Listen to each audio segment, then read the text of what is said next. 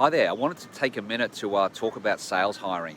I frankly see most organisations doing a pretty poor job of their sales selection, and it's really causing sales leaders, sales managers a lot of issues in their day to day, week to week, quarter to quarter, managing the business when you really don't have the ideal team in place.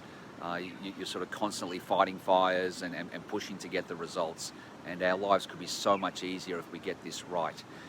What I see most organisations doing is relying on unstructured interviews to select people.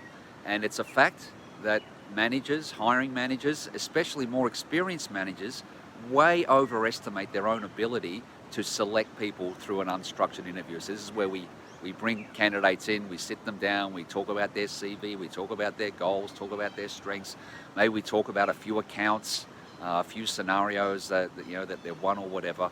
And we sort of rely on our feelings out of that interview on if this person can fit the role or not.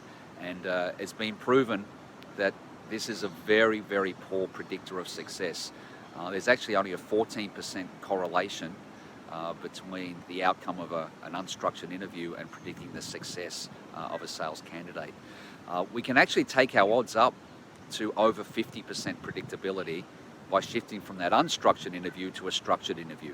And there's a lot to a structured interview. There's a lot of thinking and planning has to go into that. We need to understand the specific aspects of the role that we're hiring for.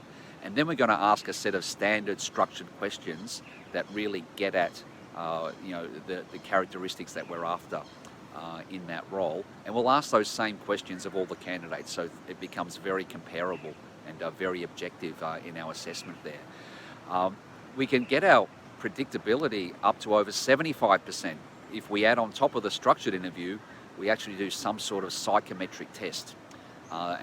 This sort of test, an independent test, can really get at the innate characteristics of that person. And we can really see if they've got the grit, if they've got the resilience, if they've got the persistence, if they have the personality to be successful in the specific sales role that we're looking for. Whether that's an account management role or a hunting role or an outbound role, a large account, a small account, managing channels.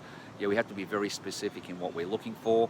And there's a lot of sales specific tests around these days. So really no excuse not to be using that for a reasonable cost. And considering the potential cost of a bad hire, we should be at least taking these steps. It's a bit of extra work. But if we look at the cost of replacing someone, the hard costs are 1 to 1.5 times their salary.